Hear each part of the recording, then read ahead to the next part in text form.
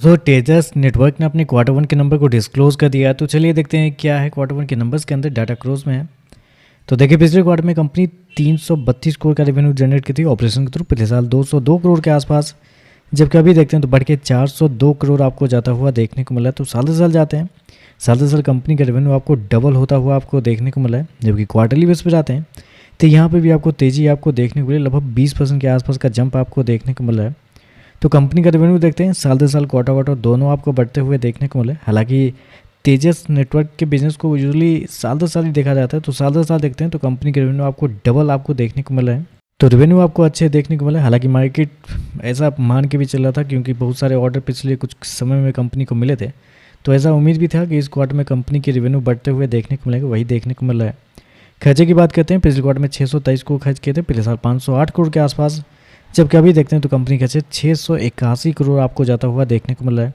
तो खर्चे देखते हैं तो खर्चे आपको ज़्यादा ही आपको देखने को मिले। 402 करोड़ के रेवेन्यू पे कंपनी 681 करोड़ खर्च करी है, लगभग 300 करोड़ का डिफरेंस आपको ज़्यादा देखने को मिला है।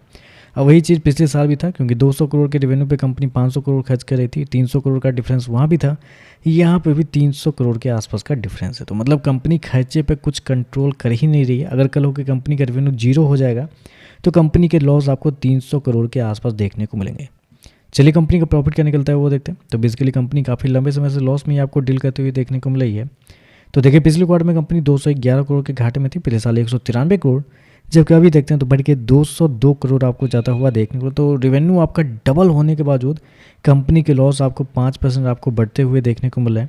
जबकि क्वार्टरली बेस पे जाते हैं तो यहाँ पे थोड़ी सी गिरावट आपको देखने को मिल रही है। तो मतलब क्या ही फ़ायदा हुआ है जब रेवेन्यू आपका डबल हो रहा है और कंपनी के लॉस बढ़ रहे हैं, तो फिर क्या ही फ़ायदा कंपनी के बिजनेस के अंदर ग्रोथ आने से।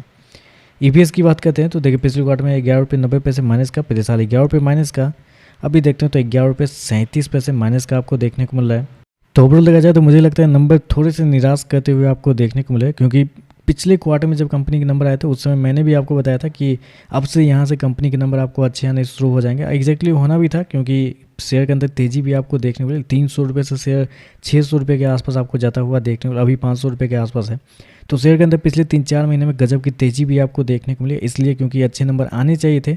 रेवेन्यू तो अच्छे दिए कंपनी, लेकिन फिर भी कंपनी के लॉस आपको बढ़ते हुए देखने को मिले। तो आप कह सकते हैं जिस प्रकार के नंबर की उम्मीद थी उस प्रकार के नंबर आपको देखने को नहीं मिला और शेयर ऑलरेडी चला हुआ भी है, तो ऐसे में शायद मार्केट नेगेटिव रिएक्शन दे सकता है। बाकी देखते हैं मार्केट इस पर कैसे यह करता है। वीडियो पसंद आए तो लाइक कीजिएगा, साथ में साथ चैनल को सब्सक्राइब जो कीजिएगा। धन्यवाद।